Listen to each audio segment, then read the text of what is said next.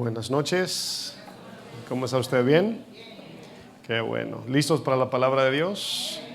Bueno, abra su Biblia en el libro de Romanos, capítulo 8. Romanos, capítulo 8. Y antes de entrar de lleno, bueno, usted ya sabe el lema, ¿no? Ya siempre estamos listos para pedirle a Dios también por la palabra. Romanos 8. Si usted es de los que usa Biblia de papel, mantenga Romanos 8 en el versículo 35. Versículo 35.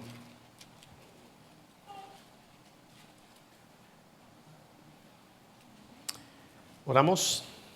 Vamos a pedirle a Dios. Padre, en el nombre de Jesús, te pedimos, mi buen Dios, que nos ayudes en esta noche, mi buen Dios, a través de tu palabra. Yo te pido que seas tú, Señor, en todo tiempo hablándonos, tu Espíritu Santo, Señor, infundiendo el aliento de vida que es tu palabra, Señor. Y ayúdame, Señor, conforme a tu gracia, a tu misericordia, Señor. Dame sabiduría en el nombre de Jesucristo. Amén. Bueno, quiero compartir un tema en esta noche. Seguimos en temas individuales. Todavía no tenemos series para los viernes. Y el tema lo he titulado Estamos en las manos de Dios. ¿Cuántos creen eso? ¿Cómo se llama el tema? ¿Sí usted cree eso, que usted está en las manos del Señor? Bueno, Romanos 8:35, aquí el apóstol Pablo nos dice, fíjense aquí lo que dice el apóstol Pablo a los cristianos en Roma. Dice, ¿quién nos separará del amor de Cristo? Y hace una lista de preguntas.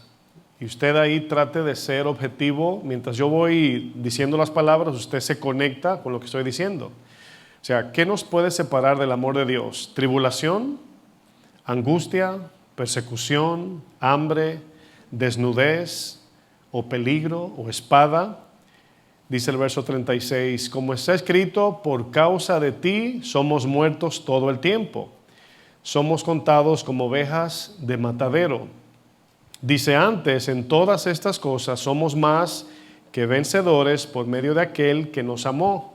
Por lo cual, dice Pablo, estoy seguro de que ni la muerte, ni la vida, ni ángeles, ni principados, ni potestades, ni lo presente, ni lo porvenir, ni lo alto, ni lo profundo, ni ninguna otra cosa creada podrá separarnos del amor de Dios que es en Cristo Jesús, Señor nuestro. Este tema que quiero compartir en esta noche tiene que ver con traer paz y descanso en nuestras vidas. Y estamos viviendo en tiempos de mucha incertidumbre, muchos miedos y de mucha confusión. Y los cristianos no estamos exentos a pasar por momentos de incertidumbre, de miedo y muchas veces de confusión. ¿Usted como cristiano ha estado en algún momento confundido? ¿Ha sentido confusión en algún momento de su vida? Bueno, los cristianos también pasamos por lo mismo que el resto del mundo.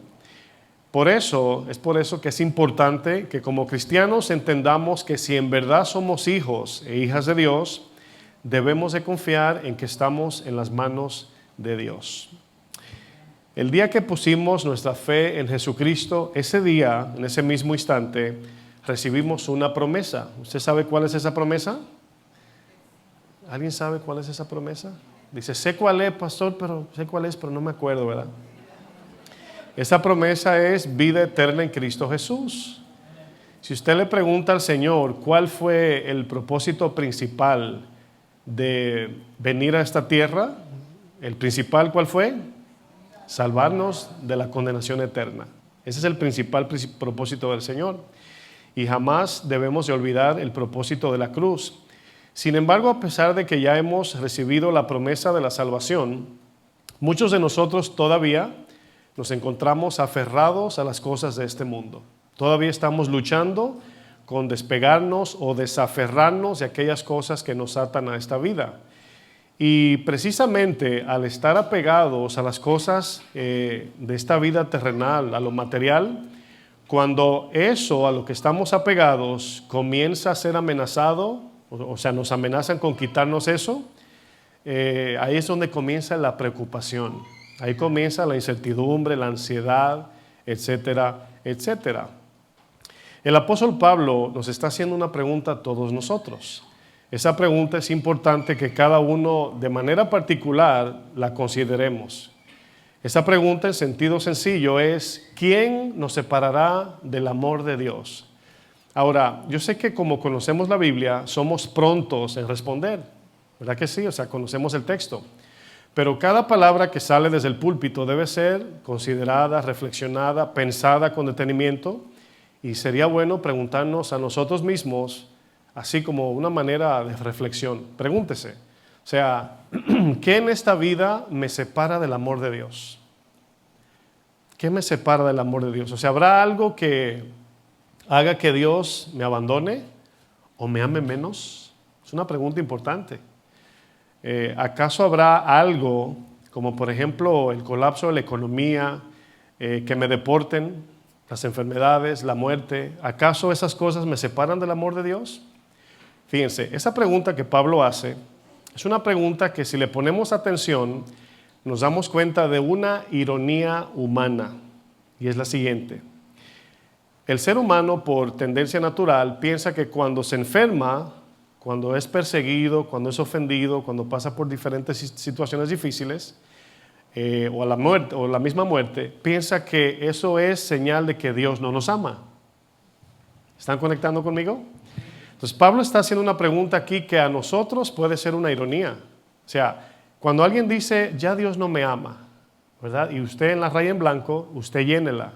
¿Por qué alguien diría, Dios no me ama? Un cristiano. Bueno, porque está pasando por una situación difícil y siente que Dios no responde. ¿Sí o no? ¿Acaso habrá algo que Dios, que haga que Dios nos abandone o que nos ame menos? Bueno, es importante saber que no hay nada, según Romanos 8, del 35 al 39, no existe nada en la vida de un cristiano que pueda separar el amor de él, o el amor de Dios, mejor dicho, de ese cristiano. O sea, no hay nada, dice Pablo, no existe nada. Bueno, si hemos pensado en algún momento en cómo podemos vivir libres de los temores y de las incertidumbres del mundo, la respuesta se encuentra en las promesas de Dios. Él ha prometido que nos ama, que aún las cosas que están pasando, que a nuestros ojos naturales nos parecen malas, en las manos de Dios tienen un propósito. Él está haciendo algo con tu vida y con la mía. ¿Cuántos dicen amén? Amén. Jesús le dice a sus seguidores que si quieren vivir sin temores en este mundo, tienen que buscar primero y sobre todo el gobierno de Dios y su justicia. Vamos a Lucas capítulo 12, 32. Aquí usted va a ver la ternura de nuestro Dios.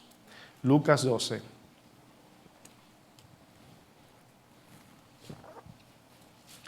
Miren, en el versículo 32, Jesús dice algo, y esa frase es una frase de ternura, de un padre hacia sus hijitos. Dice, no temáis, manada pequeña. Qué bonito, ¿verdad? O sea, es como que Dios te mira así. Miren para acá para ilustrárselo. Imagínense que usted se pare frente al Señor y usted lo mire, ¿no? Bueno, imaginándonos un padre alto, ¿verdad? De tamaño, así lo miramos así hacia arriba, y Él dobla su cuerpo y te dice, no temas, mi hijito, mi hijita. Eso es lo que significa la frase. No tengas temor. Dice, porque a vuestro Padre le ha placido darnos el reino de los cielos. ¿Se acuerda cómo Jesús comienza el sermón del monte? Bienaventurados los pobres en espíritu, porque de ellos es el reino de los cielos. Y luego nos dice el Señor, o sea, no tengan temor, o sea, no deje que nada en este mundo nos quite la paz que el Señor nos ha dado en Cristo Jesús. Y en el verso 33 dice, vended lo que poseéis. O sea, si algo te está quitando la paz y la confianza en Dios, véndelo. Dice, y da limosna. Aquí limosna es ofrendar o ayudar al pobre. Luego dice, haceos bolsas que no se envejezcan. O sea, donde ustedes guarden su dinero, guárdenlo en un lugar donde no pierdan eso que ahorró, esos tesoros. Y luego dice, tesoro en los cielos que no se agote, donde el ladrón no llega ni la polilla destruye. Porque donde está vuestro tesoro, allí estará también vuestro corazón. ¿Le ha dicho usted a sus hijos en su carita cuando eran niños, mi tesoro? ¿Algún padre ha usado esa frase de ternura con sus hijos? Bueno, aquí nos damos cuenta que los temores por las cosas terrenales son las que precisamente nos hacen esclavos de aquellas cosas que no queremos perder y que a la misma vez no podemos preservar. Ahora usted piensa en eso. Lo que me preocupa son aquellas cosas que puedo perder y que a la misma vez no puedo preservar. Imagínense hasta dónde escalaría el exceso de preocupación cuando estamos preocupados por algo inestable, efímero, pasajero, transitorio, temporal. Imagínese usted. Jesús nos dice, si no es el ladrón que te roba, la polilla se lo come. Esa es la idea. Si no es el ladrón que te lo roba, por un lado se va, dicen en mi país. El dinero entra por un lado y por el otro se va, ¿verdad? Usted solamente lo toca, pero no es suyo. Dios quiere que vivamos vidas equilibradas como cristianos, que no nos aferremos a aquellas cosas que no podemos llevarnos cuando salgamos de este mundo. Dios en su soberanía nos ha permitido, fíjense, esto a mí me ha impactado mucho porque Cristo viene a la tierra, nos deja una misión y en esa misión que nos deja de la gran comisión, alcanzar las almas perdidas por medio del Evangelio, a la misma vez nos permite pasarla bien, irnos de vacaciones, comprar cosas, divertirnos. O sea, ¿cómo Dios puede hacer eso a la misma vez, dejándonos una misión y dándonos tiempo para poder recrearnos, divertirnos, etcétera? ¿Usted lo ha pensado alguna vez eso? Bueno, yo pienso que la magnitud de la salvación es para dedicarle toda la vida. Sin embargo, Dios en su soberanía nos da permiso para que hagamos cosas dentro de esa soberanía.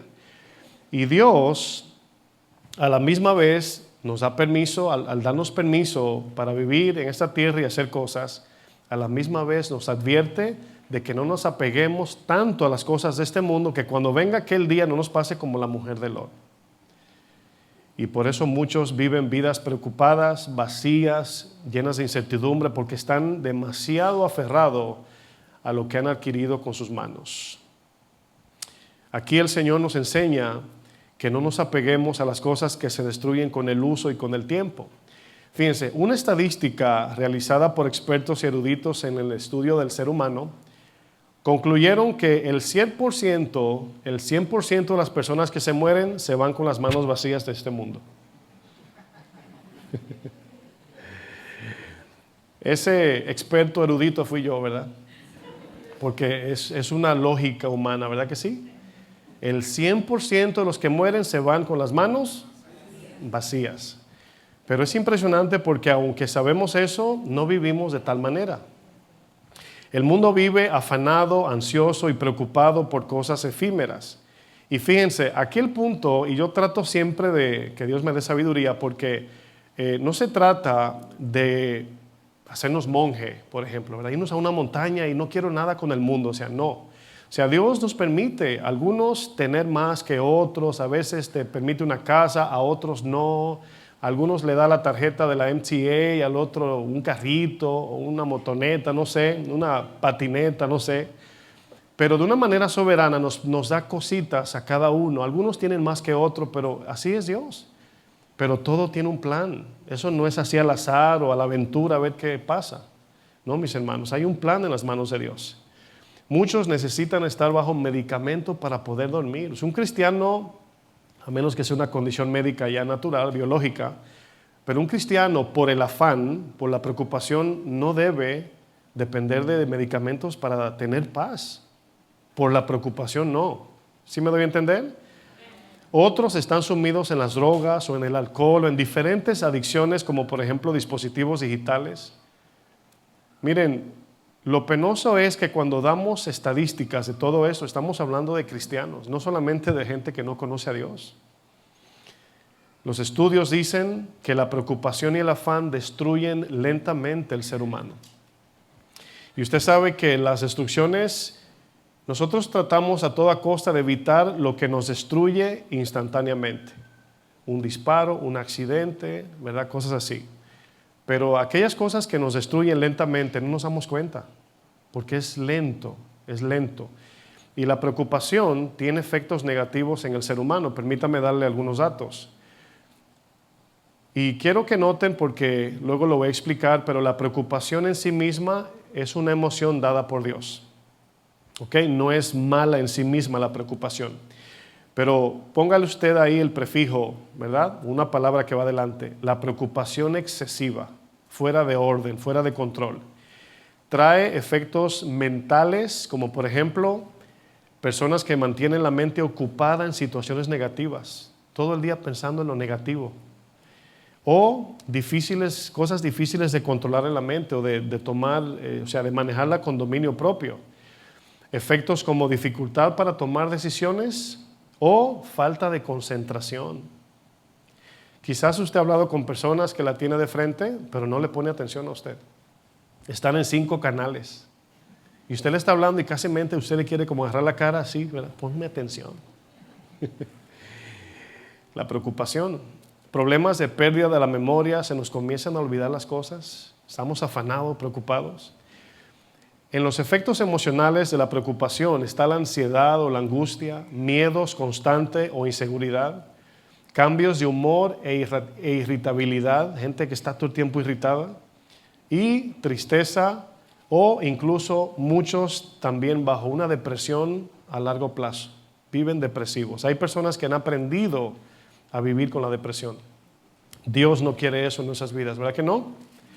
Bueno, los efectos físicos de la preocupación excesiva son el dolor de cabeza, tensión muscular, insomnio o sueño interrumpido, malestares estomacales y hasta úlceras, taquicardia o presión alta, sistema inmunológico debilitado, quiere decir que nos enfermamos con mucha facilidad. Todo esto es por la preocupación excesiva por cosas efímeras, cosas que no tienen valor. ¿Qué me dice de los efectos en el comportamiento que todo esto trae? Bueno, en el comportamiento nos afecta, nos lleva a la soledad, distanciamiento social, posponemos las prioridades, todo lo dejamos para mañana porque no tenemos la motivación, comemos con exceso o la pérdida completa del apetito, o constantemente estamos irritados y de mal humor. Eso hace la preocupación excesiva. Gente afanada, preocupada por cosas pasajeras. Un ejemplo de esto lo vemos en una historia de la Biblia que usted conoce. ¿Se acuerda de cuando Jesús visita a Marta y a María? Bueno, aquí leemos mucho esta historia, Lucas 10, verso 38. En esta ocasión lo voy a leer en la traducción al lenguaje actual, es la versión sencilla de la Biblia. Aquí Jesús visita a Marta y a María y algo sucede aquí, ¿verdad? Porque en Lucas 10:38, en esta versión, lo van a poner en la pantalla, dice, en su viaje hacia Jerusalén, aquí Jesús, dice, Jesús y sus discípulos pasaron por un pueblo. Allí una mujer llamada Marta recibió a Jesús en su casa. En la casa también estaba María, que era la hermana de Marta, también hermana de Lázaro, exactamente. Dice, María se sentó junto a Jesús, noten la frase, para escuchar lo que él decía. O sea, María suelta todo, llegó Jesús, soltó todo y se sentó a sus pies, ¿verdad? Dice, Marta en cambio estaba ocupada en preparar la comida y en los quehaceres de la casa. Por eso se acercó a Jesús y le dijo, noten cómo lo dice esta versión, Señor, ¿no te importa que mi hermana me deje sola? O sea, yo casi le pongo actitud, ¿verdad? Así, hay un movimiento de enojo, ¿verdad? O sea, ¿no te importa, Señor, que María no me ayude a lavar los platos, a cocinar, a limpiar la casa? Dice luego el texto, haciendo todo el trabajo de la casa yo sola, dile que me ayude. O sea, regañó a Jesús y le dio una orden. Pero esta reacción de Marta, ¿de dónde vino? Es un fruto de la preocupación excesiva, del afán. Notemos que cuando desconocemos la soberanía de Dios y ponemos las cosas de este mundo por encima de Dios, cometemos el error de pensar que Dios es indiferente a nuestras necesidades. ¿Por qué? Porque Marta, por estar tan metida en lo suyo, vio a Dios como alguien que no le interesa que es indiferente a sus necesidades. Entonces, noten que a veces tenemos actitudes, y esto es un error del cristiano. De repente sale alguna palabra de amargura de nuestra boca. ¿Y sabe cuál es la solución de lo que hacemos? Ay, no la voy a decir jamás ya. Bueno, esa no es la solución. Esa palabra reflejó algo en tu corazón que necesita tratarse con mucha dedicación. Si sale algo del corazón, no lo podemos eliminar con nada más no hablar. ¿Sí están entendiendo? Porque dice que hasta el necio cuando calla es contado por sabio.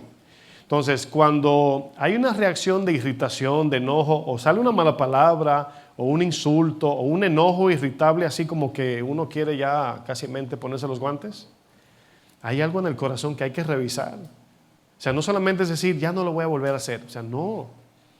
Cuando algún cristiano descubre que es codicioso, por ejemplo, usted piensa que la codicia se mata con decir, ya no voy a comprar más en Amazon.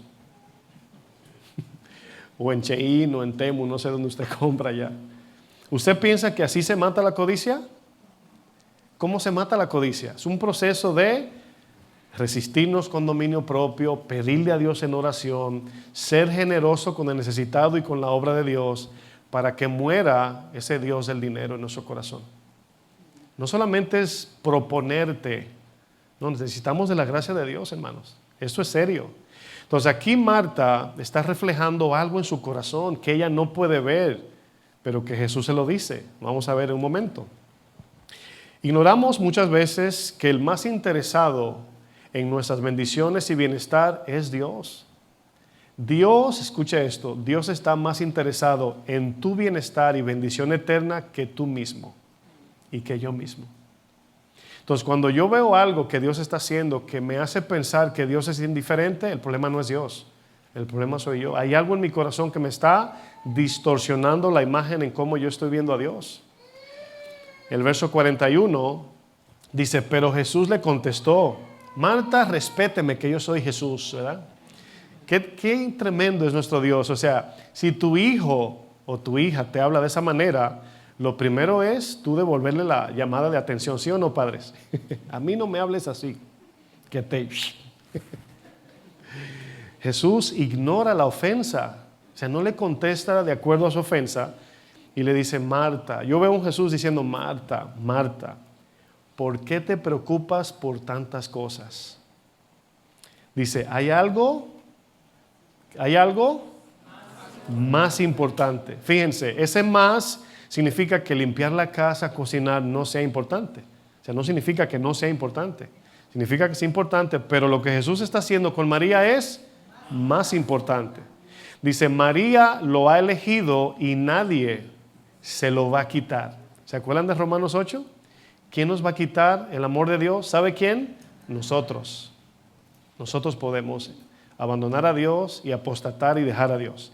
Nadie nos puede alejar del amor de Dios mientras Dios sea quien nos protege. Pero hay algo que desconecta el amor de Dios en nuestra vida. No el de Él hacia nosotros, sino nosotros el de Él. Y es abandonar a Dios. Ese es el punto. Aquí Jesús viene a casa de Marta y María, comienza a hablar de la palabra. María se pone a los pies de Jesús y Marta se va a hacer sus quehaceres. ¿Qué separó a Marta del amor de Cristo? Su preocupación. Ahora, aquí hay un punto importante porque yo sé que no va a faltar el que lo conecte con la salvación. Romanos 8 es un texto que está dirigido, o más bien se refiere a que mientras confiemos en Dios, Dios no nos va a abandonar. ¿Quién nos va a separar de su amor? Nada. ¿Quién nos arrebatará de su mano? Nadie. Confiemos en Él. Pero nosotros podemos abandonar a Dios. Esa es la otra cara de la moneda. ¿Qué aprendemos de esta historia, mis hermanos? Bueno, podemos aprender varias cosas con Marta y María. Número 1, aprendemos que todo tiene su tiempo y su lugar. Todo tiene su tiempo y su lugar. Bueno, el ejemplo que yo siempre uso, estás en la parada del autobús y dice tu aplicación de tu teléfono digital, dice que llega el autobús a las 3 y son las 2:30 y estás ya dándole golpes a la banca y enojado y ya no viene o sea, no son las 3 todavía y ya te estás preocupando, precipitando también. Todo tiene su tiempo y su lugar. Jesús en algún momento se iba a ir de la casa de Marta y María, ¿sí o no? Bueno, cuando Jesús se fuera, entonces podía Marta y María volver a los quehaceres. Entonces no era malo limpiar la casa, el problema era que Jesús estaba ahí. Otra cosa que aprendemos es lo importante y lo más importante. Y eso de lo importante significa que si tú compras una casa, un carro, si tú tienes ropa, trabajo, cosas, es importante eso, pero no es lo más importante. Otra cosa que aprendemos es escoger entre limpiar la casa o limpiar el corazón. O sea, Marta estaba limpiando la casa, vamos a decir, pero Jesús llegó para limpiar el corazón de Marta y María. Otra cosa que aprendemos son los efectos negativos de la preocupación. La actitud de Marta hacia Jesús, a quien ella le llamaba Señor, le llama la atención y le da una orden. Señor, ¿no te importa que yo haga esto sola? Dile que me ayude. Uy, ¿conoce gente así usted, bravona? Otro ejemplo de lo que podemos aprender es que lo pasajero se pierde y lo eterno se preserva. Jesús le dice a Marta, Marta, estás afanada con muchas cosas. María escogió lo más importante y no la va a perder, no le será quitada. Entonces, si yo les pregunto, yo sé que la respuesta es obvia, es casi pregunta retórica, es decir, no necesita respuesta. Pero si elegimos entre dar nuestra vida por lo pasajero, temporal o por lo eterno que permanece para siempre, ¿qué escogeríamos? Yo sé que vamos a decir lo eterno, pero nuestro estilo de vida a veces dice lo contrario. ¿Por qué nos preocupamos, mis hermanos? ¿Acaso la preocupación es algo malo? Es decir, ¿es pecado preocuparse? Bueno, los dos extremos de la preocupación, ambos son malos. Dos extremos hay. Es decir, no preocuparse por nada es negligencia, es imprudencia, es indiferencia. O sea, si tienes un bebé y está llorando por leche y no te importa, no te preocupas, eso está mal. Entonces vemos que la preocupación es necesaria. Como también es malo preocuparse demasiado por las cosas de esta vida, de este mundo. Son dos extremos. La preocupación lo defino de esta manera. La preocupación es una emoción que nos anticipa para evitar algún daño o problema o nos ayuda para atender algo que necesita nuestra atención. Para eso sirve la preocupación.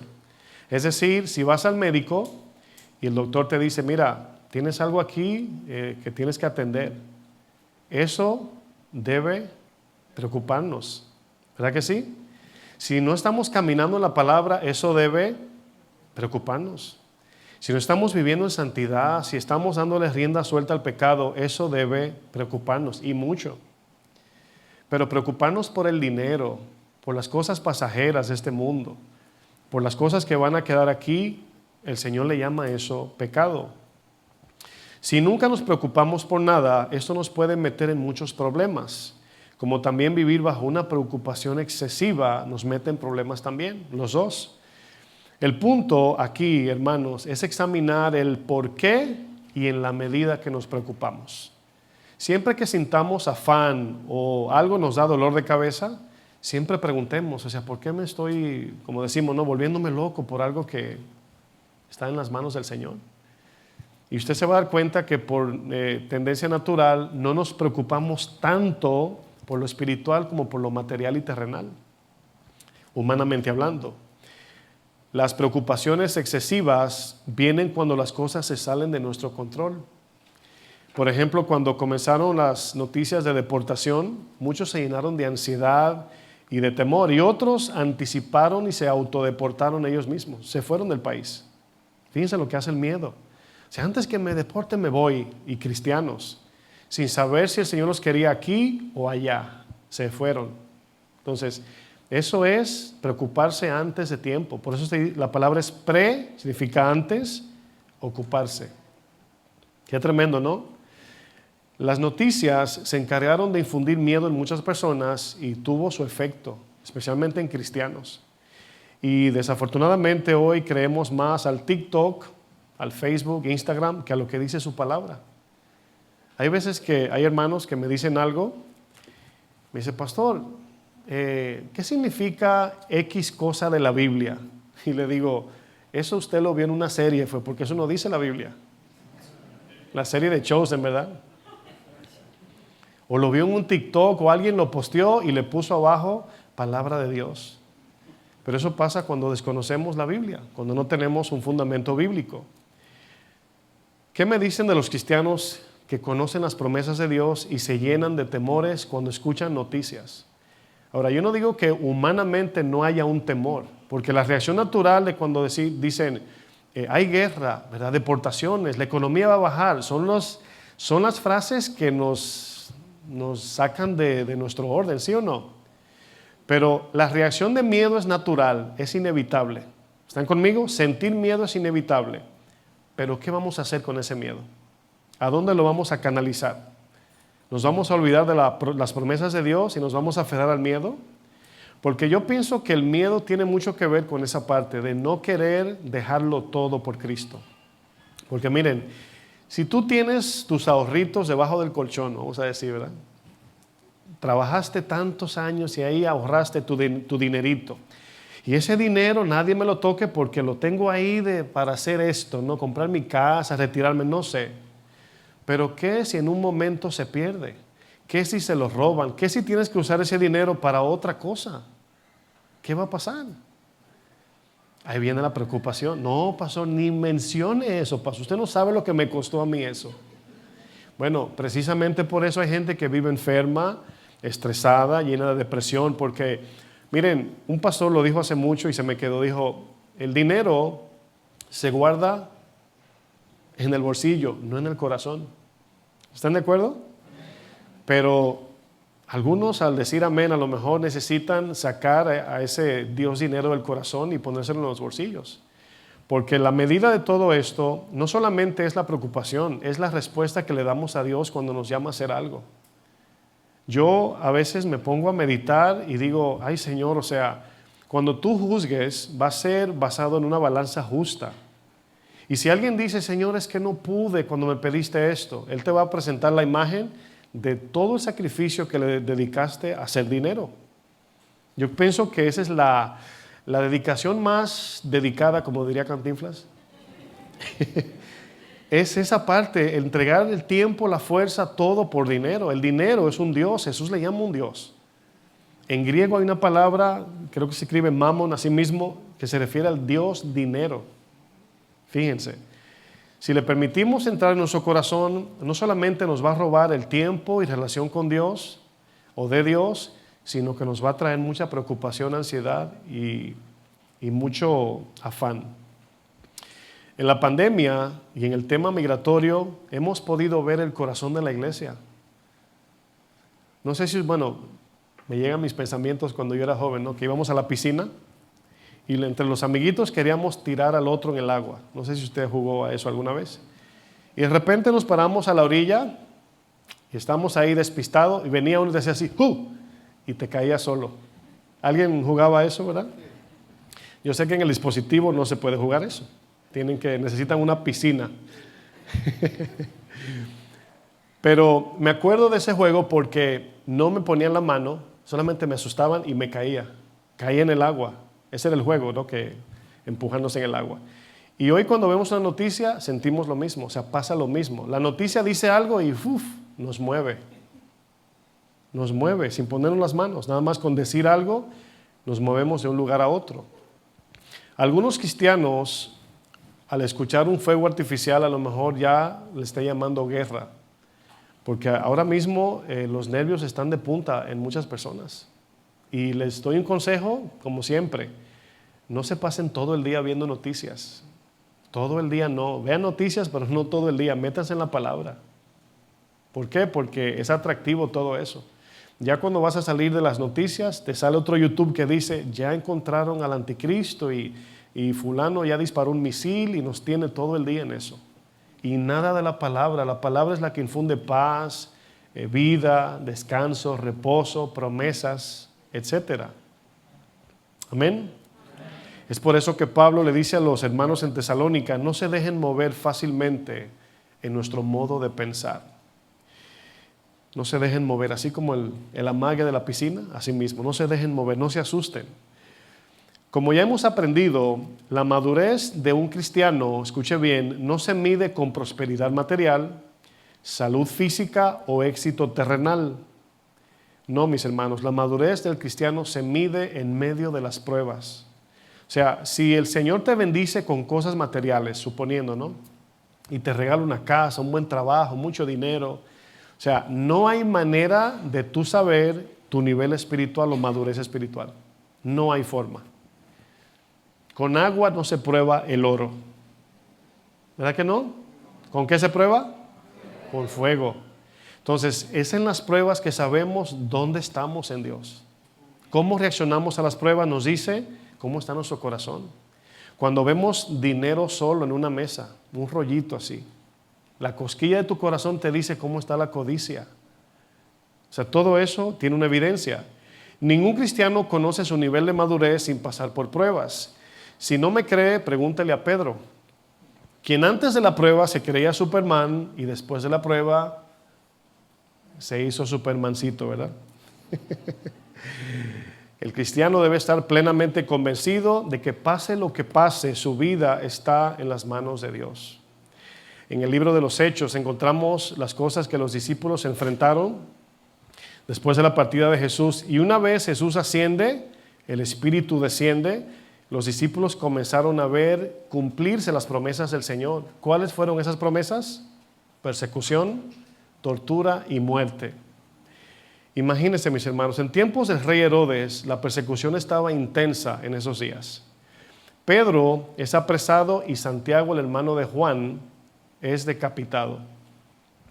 Ahora, mientras Pedro estaba preso, ¿qué hacían los hermanos en casa? ¿Qué estaban haciendo? ¿Viendo MasterChef o las series coreanas o en el TikTok? No, mis hermanos, estaban orando, intercediendo día y noche. En esta ocasión Pedro es apresado por Herodes y a Pedro le asignan 4 grupos de 4 soldados por grupo para custodiar a Pedro para que no se escape. Encima de eso le ponen cadenas, o sea, lo amarran con cadenas y lo meten a la prisión. En el libro de los Hechos, capítulo 12, versículo 6, acompáñeme usted en la pantalla porque voy a leer una versión más sencilla. Dios habla hoy. Hechos 12, verso 6. Dice, la misma noche anterior al día en que Herodes lo iba a presentar ante el pueblo, o sea, lo iban a sacar a Pedro públicamente, Pedro estaba durmiendo entre 2 soldados, sujeto con cadenas, mientras otros soldados estaban en la puerta vigilando la cárcel.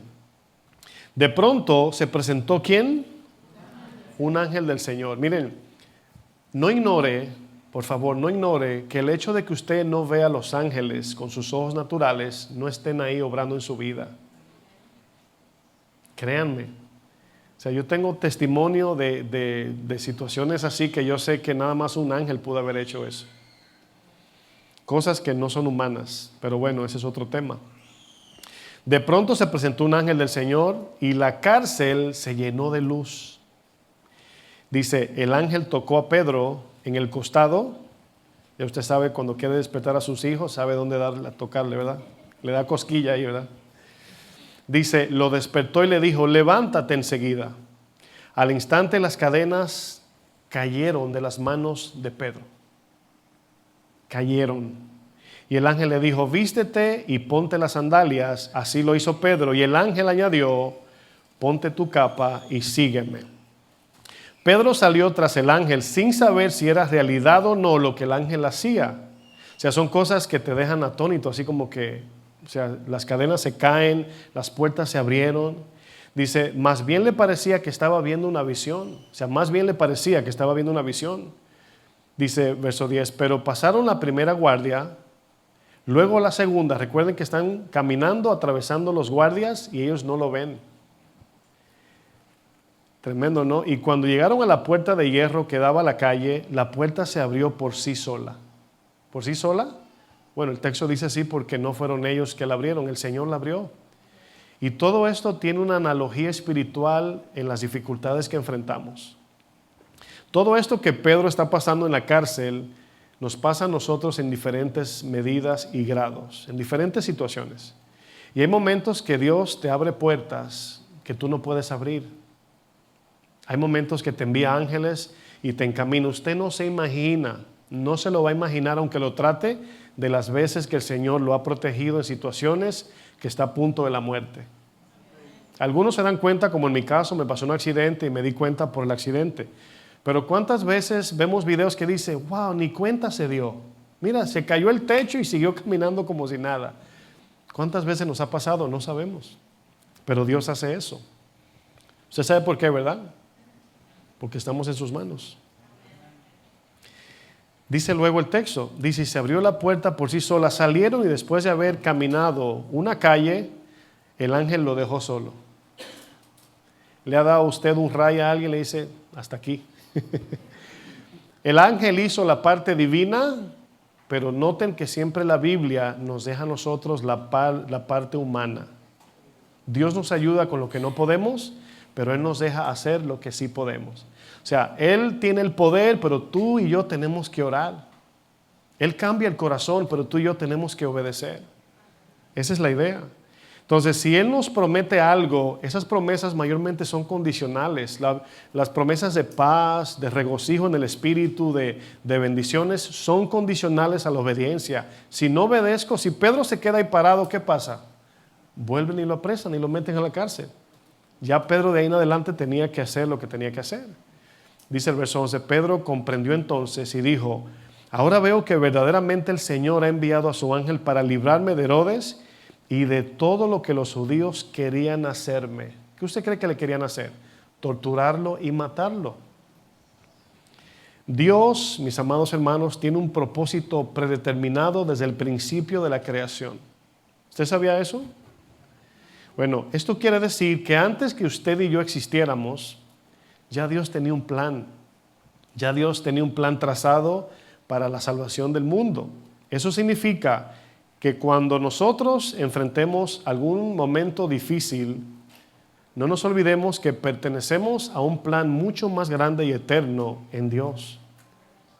O sea, de repente, si el avión despegó del aeropuerto y ve en el aire y dice una pasajera, ay, se me quedó mi celular en el mostrador de Delta ahí. El piloto dice, oh, no hay problema. ¿Verdad que no hace eso? O sea, no va a redirigir su vuelo, su ruta, porque se le quedó algo a una persona. Entienda eso. Cuando nos pasan cosas, siendo cristianos, el Señor tiene un plan soberano. Significa que todo lo que todo el mundo hace, de una manera sabia, Dios lo encamina de una manera que todos al final alcancemos sus promesas. Aunque estemos enfermos, aunque perdamos la casa, aunque perdamos el trabajo, aunque muramos, el plan es que el avión aterrice en el reino de los cielos. Ese avión es Cristo, hermanos.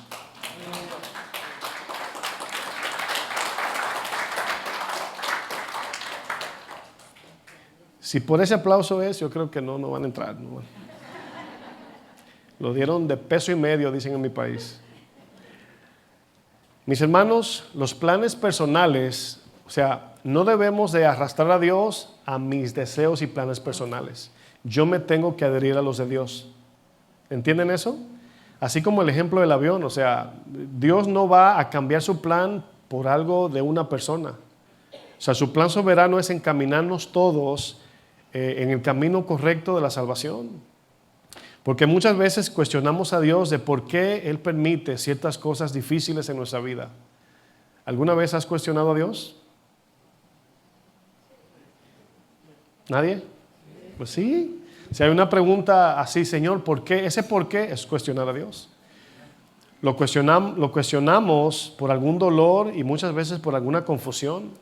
Le reprochamos cosas a Dios como por ejemplo, Señor, ¿por qué Él y ella sí y yo no? O Señor, ¿por qué tengo que enfrentar esta situación tan difícil? Señor, ¿por qué se murió antes de tiempo? Señor, ¿por qué estoy enfermo? Son cuestionamientos a Dios. Y yo sé que el dolor forma en nosotros una idea, un pensamiento, una imagen que no es Dios. El dolor hace que veamos a Dios mal. El dolor hace que distorsionemos cómo es Dios y cómo es su carácter. Todos tenemos preguntas y muchas veces cuestionamos a Dios. Cuando mi esposa y yo perdimos el bebé, teníamos muchas preguntas. Y nos sentábamos en el mueble, mi esposa miraba al techo y me decía, ¿y si se lo iba a llevar, para qué me lo dio? O sea, no lo preguntaba así como enojada, sino tratando de entender. Y yo le decía, hay un propósito.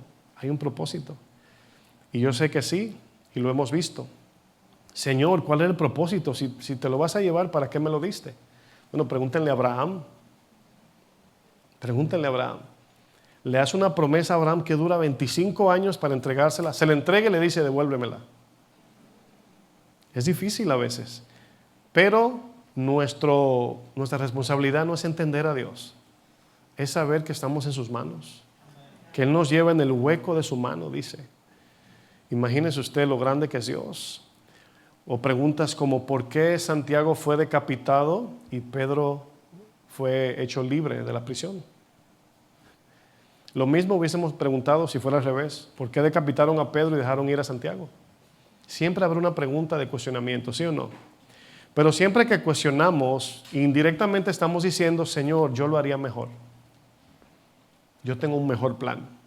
Yo sé lo que voy a hacer. La Biblia está llena de casos muy similares a los nuestros, de cosas que vemos que nos hacen decir, Señor, no es justo. It's not fair, los jóvenes dicen. Pienso que no somos los únicos que nos sentimos de esta manera, mis hermanos. La Biblia nos habla de un hermanito que se sintió así como nosotros nos sentimos cuando Dios trata con nosotros de una manera y con otros de otra. ¿Se han preguntado alguna vez, esta pregunta no sé si usted se la ha hecho, pero ¿por qué nos encanta compartir los sufrimientos, pero las bendiciones las queremos para nosotros solos? ¿Nunca se ha preguntado eso? De repente cuando alguien dice, no, es que tú sí, pero no soy yo solo, ¿verdad? Son muchos. Bueno, cuando Jesús resucita, busca a Pedro para restablecerlo y de inmediato les da instrucciones de la misión que le dejó. Pero quiero que noten lo que Pedro le dice a Jesús al final de Juan 21, versículo 18. Juan 21, 18.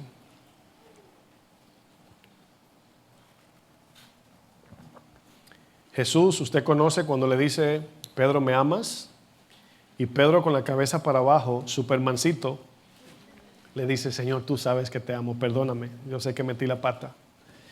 Y luego más adelante le dice en el verso 18, de cierto te digo, Pedro, cuando eras más joven, aquí va a ser una analogía que la voy a explicar cuando la lea. Cuando eras más joven, te ceñías e ibas a donde querías, mas cuando ya seas viejo, extenderás tus manos y te ceñirá otro. Jesús está usando un ejemplo que tiene que ver con la voluntad del ser humano. Cuando usted se viste, eso es una representación de su decisión. Tu ropa te dice a dónde vas, ¿verdad? Si te pones un traje de bodas es porque te vas a casar. Si te pones el uniforme del trabajo es porque vas a trabajar. Entonces la ropa aquí, cuando dice cíñete, tú te ceñías, está diciendo tú te vestías como tú querías e ibas a donde tú querías. Pero ahora, cuando el Espíritu Santo venga en tu vida, te va a investir, Él te va a llevar a donde tú no quieres ir. Le dice el Señor a Pedro. Dice, esto dijo Jesús, verso 19, dando a entender con qué muerte había de glorificar a Dios. Y dicho esto, añade Jesús, sígueme. Casi mente es una pregunta, ¿me sigues? ¿Verdad? ¿Te puedes imaginar por un momento que te encuentras con el Jesús resucitado? Imagínate, ¿no? Yo sé que conocemos el texto, pero imagínense, resucita Jesús y tú te preguntas, ¿qué le voy a preguntar cuando lo vea resucitado? ¿Qué le dirías tú? Señor, o sea, ¿qué le preguntarías? Piense por un segundo. ¿Qué le preguntarías a Jesús después de resucitar? Bueno, yo le preguntaría muchas cosas, ¿no? Pero la pregunta aquí es, ¿qué diría Jesús después de resucitar? ¿Cuáles serían sus primeras palabras? Aquí, cuando Jesús se acerca a Pedro, le dice dos cosas. Atiende mis ovejas y prepárate para morir. Qué tremendo, ¿no? Pedro no se esperaba a Jesús decir esto. Imagínense.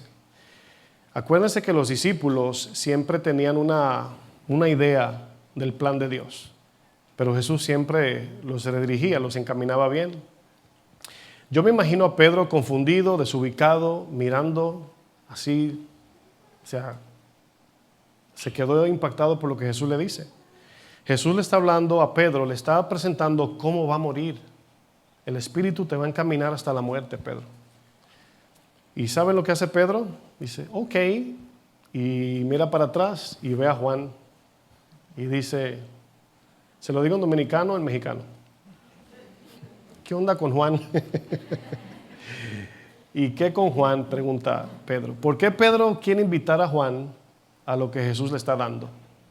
¿Por qué primero se peleaban por posiciones y no se invitaban? No, yo soy el de la derecha, yo soy el de la izquierda.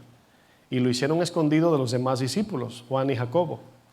Pero ahora que se trata de sufrir y morir, no, ahora vamos todos, acompáñenme. Y Juan, aquí en este caso Pedro, mira a Juan que viene detrás de ellos. En el versículo 20, dice, volviéndose Pedro vio que le seguía el discípulo a quien amaba Jesús, el mismo que en la cena se había recostado al lado de él y le había dicho, Señor, ¿quién es el que te ha de entregar? Cuando Pedro le vio, dijo a Jesús, Señor, ¿y qué de este? O sea, yo voy a morir, ¿y Juan? Bueno, eso pasa entre hermanitos, ¿sí o no?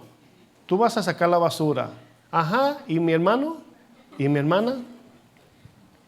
Las bendiciones las queremos para nosotros solos, pero el sufrimiento lo queremos compartir. Y Pedro le pregunta, ¿y este? Jesús le dice, si quiero que él quede hasta que yo venga, ¿qué a ti? Sígueme tú. Bueno, esto que Jesús nos dice, le dice a Pedro, pero nos deja claro, es que Dios tiene un trato muy particular con cada uno de sus hijas y de sus hijos. Nunca compare su situación y su estado con nadie, porque Dios a cada uno lo trata muy diferente. Aquí aprendemos a asumir nuestra responsabilidad que Dios nos delega, nos da, y a entender nuestra relación íntima y personal con Dios. Si usted tiene 5 hijos, 3, los hijos lo malinterpretan, pero el padre siempre los tratará diferente, no porque los ama menos, sino porque son diferentes los 3. Siempre habrá un trato diferente de Dios hacia la gente, pero no porque hace acepción de personas, no por menosprecio. Jesús tenía 12 discípulos, solo se llevó a 3 a la transfiguración. Me imagino que los otros se quedaron así, ¿verdad? Enojados. Me imagino. Esto, mis hermanos, se da mucho entre los hijos porque piensan que los padres hacen acepción de personas. No quito, o sea, no dejamos fuera que hay padres que sí lo hacen. Pero cuando hay más de un hermano, es natural que los traten diferentes. Es normal. En el verso 23, noten lo que dice. Dice, este dicho se extendió entonces entre los hermanos que aquel discípulo no moriría. Pero Jesús no le dijo que no moriría, sino le dijo, si quiero que él quede hasta que yo venga, ¿qué a ti, Pedro? Este es el discípulo que da testimonio de estas cosas. El mismo Juan escribiendo esto. Escribió estas cosas y sabemos que su testimonio es verdadero. Y hay también otras muchas cosas que Jesús hizo, las cuales si se escribieran, una por una, pienso que ni aún en el mundo cabrían los libros que se habrían de escribir. Amén. ¿Qué significa esto? Que no siempre entenderemos los planes de Dios, pero si confiamos en que estamos en sus manos, tendremos paz y seguridad en Él. Fíjense, Juan nos dice, si todo lo que Jesús hizo se hubiese escrito, los libros no caben en este mundo. Imagínense, ¿qué significa esto? Que Dios nos dirá las cosas que Él quiere que sepamos y no nos dará una explicación de las cosas que no son necesarias saber. Así de sencillo. ¿Y por qué no pusieron eso que hizo el Señor en la Biblia? No cabe en el mundo. y no son necesarias para el requisito de la salvación. Allá nos vamos a dar cuenta. Deuteronomio 29:29 dice: hay secretos que el Señor nuestro Dios no nos ha revelado. Dice, pero estas palabras que ha revelado, y estas palabras es la Biblia, dice, son para que nosotros y nuestros hijos las obedezcamos para siempre. Fíjense, hay cosas que Dios sabe que nosotros no sabemos, pero las que Él sí nos reveló son para que las obedezcamos. ¿Ustedes piensan que los hermanos en el libro de los Hechos oraron por Pedro solamente y no oraron por Santiago? Por supuesto que oraron por Santiago. La pregunta es entonces, ¿por qué Santiago fue decapitado? Por lo que Pablo dijo en Romanos, que ni espada, ni la muerte, ni la vida nos separa del amor de Dios. Tremendo, ¿no? Son de esas cosas, mis hermanos, que no se entienden o la entenderemos después. Cuando Pedro sale de la prisión, se va directo a la casa donde estaban todos los hermanos intercediendo por él y por Santiago y los demás discípulos, como en el caso de Pedro y de Jacobo. Pedro, al caer en cuenta que el ángel lo sacó de la cárcel, corre hacia la casa de María, la mamá de Juan Marcos, no Juan el apóstol, esa es otra María. Y aquí en Hechos 12, verso 12, vamos a continuar leyendo, Hechos 12, versículo 12, dice, al darse cuenta de esto, Pedro se fue a casa de María, la madre de Juan, y Juan aquí, repito, es Juan Marcos, el que escribió el libro de Marcos. ¡Wow! ¡Qué revelación! Dice, llamado también Marcos, donde muchas personas estaban reunidas, ¿haciendo qué? Estaban orando. Y dice, llamó a la puerta de la calle y una muchacha llamada Rode salió a ver quién era. Dice, al reconocer la voz de Pedro fue tanta su alegría que en vez de abrir, corrió adentro a avisar que Pedro estaba a la puerta. O sea, se emocionó tanto, ¡ay, llegó Pedro! Y se mandó corriendo. Llegó Pedro y Pedro allá tocando y mirando para atrás, ¿verdad? Por la persecución. Lo dejó afuera. Dice, le dijeron, estás loca. Fíjense, estaban orando por Pedro. Como en el caso de Zacarías, cuando ora por un hijo, le da al Señor un hijo y luego dice, ¿qué? Y se quedó mudo. O sea, ¿cómo que me estás pidiendo un hijo? Te lo doy y luego no me crees. O sea, el grupo es que hay gente que ora sin fe. ¿Sí sabía eso? Por cumplir. Bueno, hay noche de oración, vamos a orar. Bueno, ya vamos a orar para cumplir, pero no creen. Y miren, aquí, fíjense, le dicen, estás loca, pero ella aseguraba que era cierto. Ellos decían, no es él, es su ángel, dice. Mientras tanto, Pedro seguía llamando a la puerta, tocando el timbre, ding, ding, ding, ding. Y cuando abrieron y lo vieron, se asustaron. Esto nos dice lo imposible que era Pedro salir de la cárcel, que solamente Dios lo podía sacar. Pero él con la mano les hizo señas que se callaran. O sea, déjenme entrar, o sea, me van a agarrar otra vez. Y les contó cómo el Señor le había sacado de la cárcel y añadió, dice, cuenten esto a Santiago y a los hermanos. Fíjense, cuéntenselo a Santiago. Bueno, el texto aquí en este punto no especifica cuál de los dos Santiagos. Hay un Santiago, hermano de Juan, los hijos del trueno, los hijos de Zebedeo. Ese no fue el que escribió el libro de Santiago. El que escribió el libro de Santiago es el medio hermano de Jesús. Santiaguito, póngale, para que usted lo ubique. Sí, porque es el Santiago el menor. Entonces, Santiago, el hermano de Juan, no escribió libros, pero Santiaguito sí. ¿Están captando? Entonces dice, cuéntenle a Santiago y a los hermanos. Luego salió y se fue a otro lugar. Cuando amaneció, se produjo una gran confusión entre los soldados porque no sabían qué había pasado con Pedro. Herodes ordenó buscarlo, pero como no lo pudo encontrar, hizo responsable a los guardias y los mandó a matar. Después de esto, Herodes salió de Judea y se fue a vivir a Cesarea. Y dice la historia que Herodes le cayó juicio del cielo y murió. Nosotros estamos en las manos de Dios. Dios obró de una manera muy distinta con Pedro que con Pablo y Silas. Fíjense lo importante que es de ser espiritual, mis hermanos. Puerta abierta no significa necesariamente salir por ella o entrar por ella.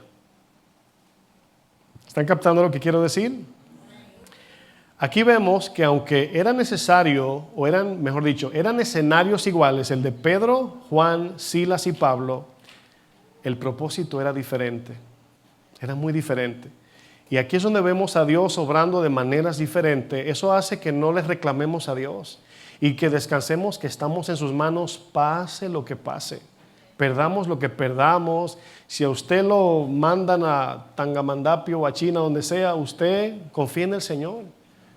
Créanme, o sea, yo les he dicho que en el caso, por ejemplo, yo nací aquí, pero yo vivo como si fuera un misionero. Si Dios me dice ahora mismo que me vaya a otro lugar, igual tengo que confiar. O si algunos se lo llevan de aquí por tema de migratorio, Dios va a hacer algo allá donde lo lleve. O sea, no se quedó el Señor en Nueva York, ¿verdad que no? O sea, dígale al Señor en Nueva York que le mando saludo, ¿verdad? Bueno, nos reímos, pero hay gente que piensa que Dios está en un solo lugar. Como una hermana que una vez, una media hermana o prima, no sé.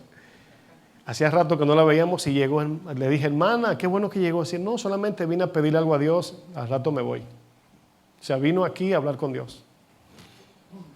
Bueno, cuando Pablo y Silas, para ir sobre el final, son apresados en la ciudad de Filipos, ambos fueron desnudados, fueron azotados con el cuerpo lleno de ronchas y heridas, los metieron en la parte más oscura, maloliente e incómoda de la cárcel y allí los amarraron de un cepo, es decir, con un pedazo de madera le metieron los pies, ellos le hacían como una madera, la cortaban en dos y luego la cerraban con los pies adentro, por los tobillos, imagínense. O sea, no se podían ni mover, estaban así, o con las manos también. Esta herramienta de prisión podía ser amarrado por aquí o por los pies. Pero ustedes piensan que piensan que tanto Pablo como Silas tenían la confianza de que ellos estaban en las manos de Dios a pesar de todo esto. Bueno, es una pregunta importante. La respuesta la encontramos en la actitud de Pablo y Silas en medio de la prueba. ¿Saben lo que nos hace descansar en medio de la prueba? Que sabemos que estamos en las manos de Dios. El libro de los Hechos, verso 16, en la misma versión Dios habla hoy, vamos allá, vamos a leerlo en la pantalla mejor. Ahí está. Dice, después de haberlos azotado mucho, fíjense, Pablo y Silas predicando el evangelio, lo meten a la cárcel porque le saca el demonio a una bruja divina que le estaba generando dinero a los paganos. Dice, lo metieron en la cárcel y ordenaron al carcelero que los vigilara con el mayor cuidado. Vayan comparando la historia con la de Pedro, ¿ok? Al recibir esta orden, el carcelero los metió en el lugar más profundo de la cárcel y los dejó con los pies sujetos al cepo o en el cepo. Dice, pero a eso de la medianoche, mientras Pablo y Silas estaban en el TikTok, bueno, sabemos que no, ¿verdad? Mientras Pablo y Silas oraban y cantaban himnos a Dios, piensa en la condición. Usted quizás llega a su casa y a lo mejor tiene una almohada para orar, pone su rodillita para no pelársela ahí y prende el aire y pone una música de fondo con una velita aromática y toma postura así bien reverente y 2 minutos ora y ay, no aguanto, me voy. En la condición que Pablo y Silas están orando es impresionante. Una cárcel llena de ratones o ratas, quién sabe qué más, agua posada, estaban flagelados, nadie los curó, lleno de ronchas, amarrados. ¿Y saben lo que dicen? Vamos a adorar a Dios. Hay veces que llegamos a la iglesia y porque no hemos comido, estamos de mal humor y no adoramos a Dios por cosas mucho menor. Está tremendo, ¿no? Pablo y Silas oraban y cantaban himnos a Dios y los otros presos estaban, diga conmigo, evangelismo con musiquita. Lo estaba evangelizando sin darse cuenta. Vino de repente un temblor tan fuerte que sacudió los cimientos de la cárcel. En el mismo momento se abrió todas las puertas y a todos los presos se les soltaron las cadenas. ¿Te imaginas? En ese tiempo era algo tremendo estar preso. No es como aquí que hay aire acondicionado, una camita, o sea, nada que ver. Dice el 27, cuando el carcelero despertó y vio que las puertas de la cárcel estaban abiertas, sacó su espada para matarse. ¿Se acuerdan que Herodes mató a los otros soldados porque era normal que cuando te delegaban un preso, tú eras responsable hasta la muerte por ese preso? Y dice que sacó la espada para matarse. Dice, no, soy hombre muerto, se fueron todos los presos. O sea, mejor me mato yo, pensó él, ¿no? Dice, pues pensaba que los presos se habían escapado. Verso 28. Pero Pablo le gritó, no te hagas ningún daño. Otro propósito. Fíjense, Dios trató con Herodes, Dios lo mató a Herodes por juicio, por todo lo que hizo. ¿Se acuerdan cuando Jesús en una ocasión dice, dile a esa zorra, ¿verdad? Le manda a decir así, que todavía, ¿verdad? Yo ando por aquí haciendo milagros. La zorra era Herodes. ¿Saben por qué le llamó zorra? Porque los zorros se comen los huevitos cuando están chiquitos. Y esa zorra quería matar a Jesús de 2 años, o estando niño, tuvo que correr a Egipto. ¿Te acuerdan cuando dijo maten a los niños de 2 años porque no queremos Mesías aquí? O sea, Jesús vivió toda su vida corriendo en persecución, bajo persecución. Pablo aquí dice, no te hagas daño, dice ningún daño, que todos estamos aquí. Verso 29, entonces el carcelero pidió una luz, entró corriendo y temblando de miedo se echó a los pies de Pablo y de Silas. Luego los sacó y les preguntó, señores, ¿qué debo hacer para salvarme? Ellos contestaron, cree en el Señor Jesús y obtendrás la salvación tú y tu familia. Y les hablaron del mensaje del Señor a él y a todos los que estaban en su casa. A esa misma hora de la noche el carcelero les lavó las heridas y luego él y toda su familia fueron bautizados. O creo que salté, ¿verdad? Sí, verso 34. Los llevó después a su casa y les dio de comer y él y su familia estaban muy contentos por haber creído en Dios. Se entró una alegría instantánea cuando creyeron.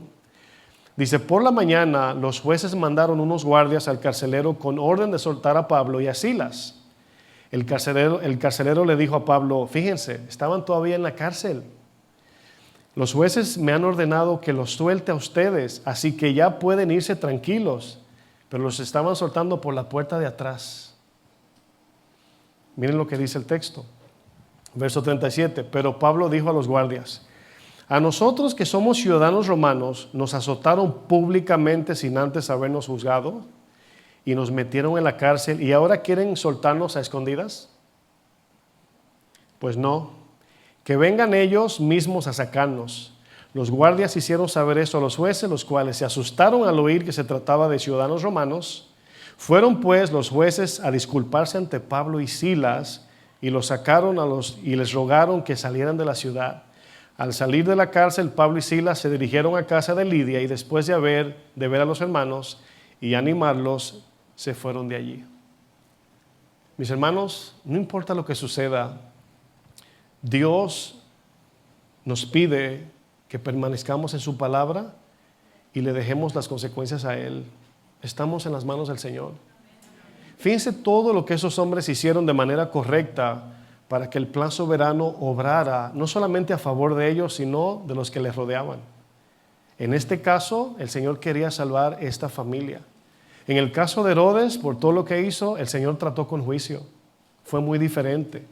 El mismo apóstol Pablo es el que nos alienta con estas palabras en Romanos 8, con eso termino, para que cuando estemos en medio de las pruebas que producen miedo, incertidumbre y confusión, recordemos que estamos en las manos de Dios. Romanos 8:35, lo voy a leer en la versión Nueva Traducción Viviente. Dice Pablo, ¿acaso hay algo que pueda separarnos del amor de Cristo? Yo sé que esa pregunta que hice al principio se va a escuchar diferente al final. Dice, ¿será que Él ya no nos ama si tenemos problemas o aflicciones? Si somos perseguidos o pasamos hambre o estamos en la miseria o en peligro o bajo amenaza de muerte. ¿Será que por eso no nos ama? ¿Por qué está el texto diciendo esto? Porque la tendencia humana es que decimos, si Dios me bendice terrenalmente me ama, y si no me bendice no me ama. Si me enfermo no me ama, y si me sana me ama. No, ese no es el Dios de la Biblia, hermanos. No, porque muchos buscan a Dios no por la salvación y para cambiar su corazón, sino para que le quite sus problemas personales. Y aunque Dios lo puede hacer, ese no es la motivación inicial de buscar una relación con Dios. Primero hay que saber que estamos en deuda con Él.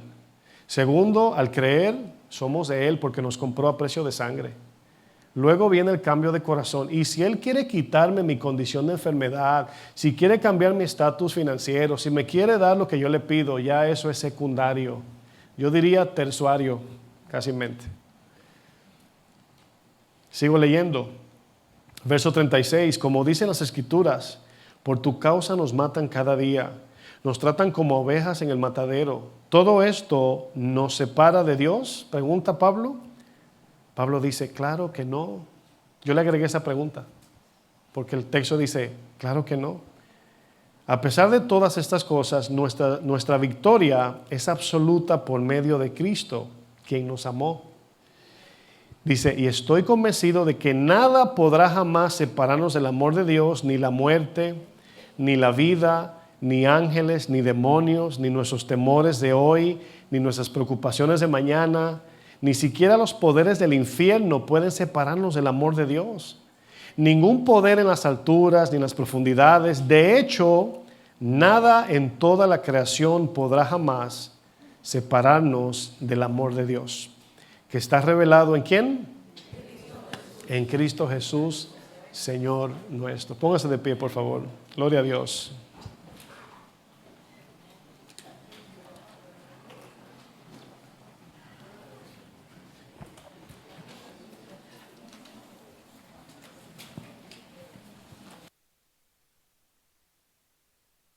El Señor, mis hermanos, es bueno. Y esta enseñanza, como les dije al inicio, tiene el propósito de que vivamos con esta confianza. Porque la vida cristiana, especialmente en estos tiempos, se está tornando más difícil. Antes, como este país se ha conocido como un país muy evangélico cristiano, eran muy respetados los pastores, los cristianos, pero ya no es como antes. Hay una lucha ahora.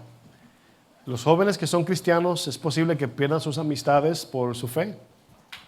En tu trabajo te van a atacar. Los principios bíblicos cada día están siendo muy atacados. Estábamos viendo mi esposa y yo un podcast de los temas, ¿no?, que pasan en este país. Y bueno, hoy la moda, pues obviamente es entre jóvenes y esta generación, pues es una moda de sensualidad y de enseñar tu cuerpo y de pornografía y todo eso. Y la muchacha que está ahí dice ella, o sea, no es un escándalo que alguien salga desnudo ya. El escándalo es que ahora tengamos ropa. Así está la cosa, ¿eh? O sea, lo extraño ahora es que la gente se vista bien, formal. Incluso yo lo veo porque cuando vengo con mi esposa bien vestido a la iglesia, todo el mundo nos mira no porque nunca han visto ropa o porque seamos bonitos, sino porque ya no se ve y se está perdiendo todo eso hasta en las iglesias. Entonces, estamos viviendo en tiempos muy marcados. El tema de los domingos, obviamente estamos hablando de eso, pero Dios quiere darnos paz en medio de todo esto, seguridad en Él, que no perdamos de vista la promesa que nos ha entregado por medio de Cristo, que no nos preocupemos por las cosas que se acaban. De repente estamos peleándonos en la casa porque se acabó el azúcar, ¿verdad? Y llega la paz cuando llega el azúcar. Y se acaba el azúcar y se va la paz. O sea, no, mis hermanos, la verdad no. O sea, tenemos que crecer en aprender a vivir sin nada. Como dice Pablo, ser enseñados a vivir en escasez y ser enseñados a vivir en abundancia. Las dos son difíciles. En la abundancia nos olvidamos de Dios, en la escasez nos enojamos con Dios. Qué tremendo, ¿no? Pero la palabra nos promete que estamos en las manos de Dios. Él nos tiene en el hueco de su mano. A pesar del dolor, el sufrimiento, aún la muerte. Porque decimos, ve, Dios me abandonó porque me enfermé. No, El texto dice, nada te va a separar de su amor. Lo que pasa es que el plan redentor de Dios involucra esas cosas que en el momento no la entendemos, la entenderemos después, como le dijo Pedro. Así que confiemos en Dios, mis hermanos. Vamos a orar. Señor, te damos gracias por tu palabra. Gracias, mi buen Dios, porque nos das esta confianza de que tú estás al tanto, Señor, de nuestras vidas. Tú nos guardas, nuestra vida está en tus manos, Señor. Yo te pido que podamos entender esto bien, Señor. Y no solo entenderlo, sino que sea una convicción firme que gobierne nuestro corazón, nuestra mente, nuestras decisiones. Y que podamos descansar en ti, Señor. No importa lo que pase. Mientras yo camine en tu palabra, confiado en fe, todo lo que me pase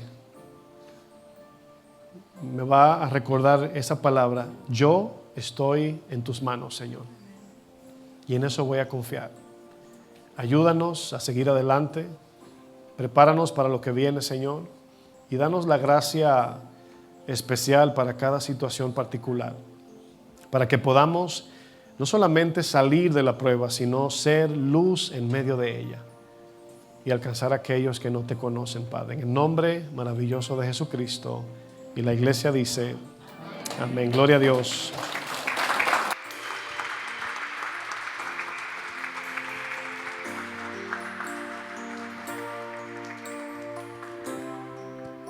Adoremos al Señor. Cuando vengan los afanes y la ansiedad, cuando pienso si mañana sobreviviré, y el gigante de la duda venga sobre mí, yo confiado permaneceré. Jesucristo mi refugio, en ti confiaré.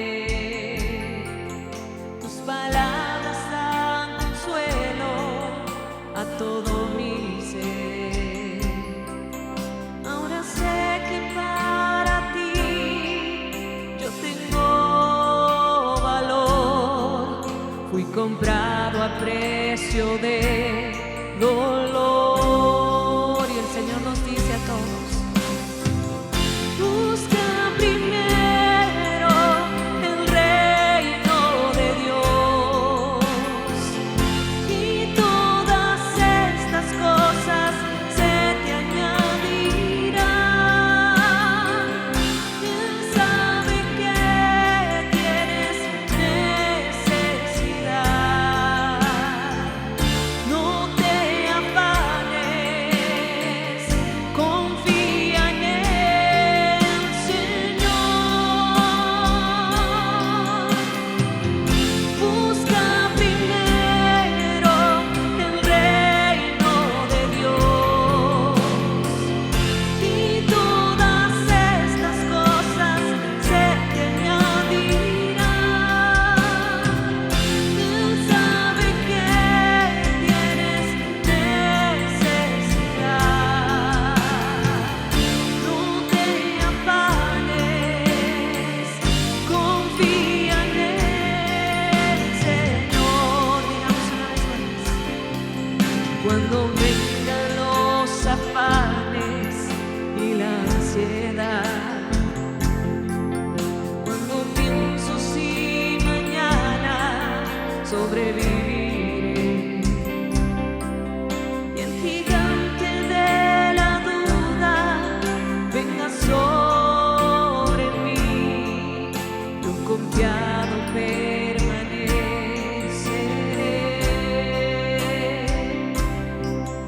Jesucristo mi refugio, en ti confiaré. Sí, Señor. Tus palabras dan consuelo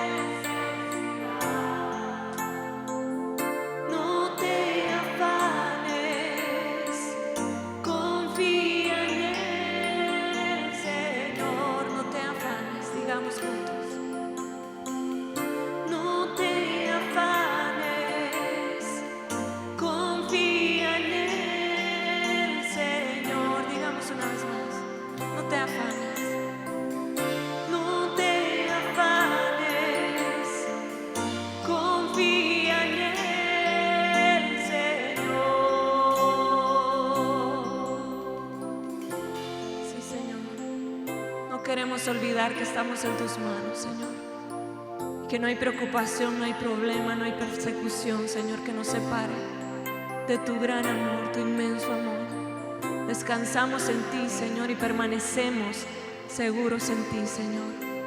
Pues queremos, Dios, todos los días buscarte, Señor. Buscar esa paz que solamente viene de ti, Señor. Permanecer en la oración, Señor. Permanecer en tu palabra, Señor, para poder contemplarte. Gracias por recordarnos estas promesas, Señor, en estos tiempos difíciles que vivimos. Pues tú eres el mismo, Señor, tú no cambias. Y nuestra seguridad de mañana es que tú estarás allí con nosotros, Señor. Gracias te damos por tu palabra, por este servicio, por este tiempo maravilloso en tu presencia. Guárdanos, llévanos con todo bien a cada hermano, Señor, a cada familia, Señor. Guárdanos camino a nuestro hogar. Permítenos, Señor, estar aquí la próxima reunión. En el nombre de Jesús, amén. Estamos en las manos de Dios, amén. Que el Señor nos bendiga, mis hermanos amados.